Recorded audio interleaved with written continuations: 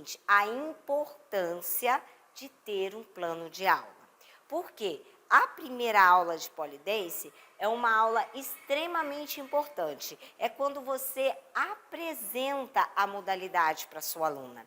É quando ela vai conhecer pela primeira vez o pole dance. Então essa aula precisa ser uma aula lúdica, uma aula que vai encantar a sua aluna, uma aula que vai trazer para ela conhecimento e, ao mesmo tempo, uma vivência inesquecível, para que ela perceba que realmente o pole dance é para ela.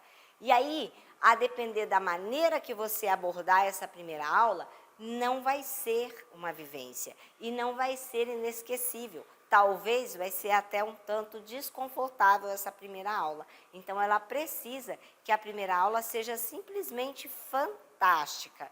E esse fantástico, Prof. Raquel, é o quê? Quais conteúdos eu devo aplicar nessa primeira aula? O primeiro passo é você planejar essa aula com antecedência.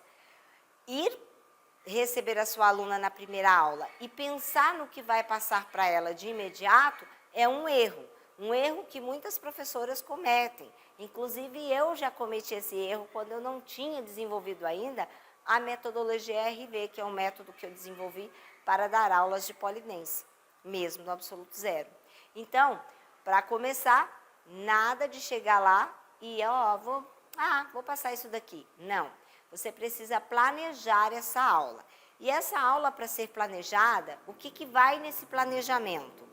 Eu preciso colocar o meu alongamento, o meu aquecimento, a preparação física, se houver, mas geralmente a primeira aula a gente não inclui a preparação física, né? E se inclui algo muito suave. O meu repertório, que é repertório, gente, são os movimentos que você ensina para sua aluna na primeira aula, tá? A dança, porque a sua aluna pode estar buscando dançar. Então, você tem que ter dança na sua primeira aula de pole dance, sim. Mas como assim, Raquel? Impossível a minha aluna já aprender a dançar no primeiro dia de aula. No método RV ela consegue. Depois eu explico por que ela consegue, tá? Depois você vai trazer um pouquinho de flexibilidade bem suave, porque é a primeira aula, né? Então, você percebeu que eu citei aqui 7 etapas? Exatamente isso. A nossa aula, dentro da metodologia RV, ela contém 7 etapas. E essas 7 etapas, elas acontecem durante uma aula de 1h30. Então, Raquel, não sei quais são essas etapas.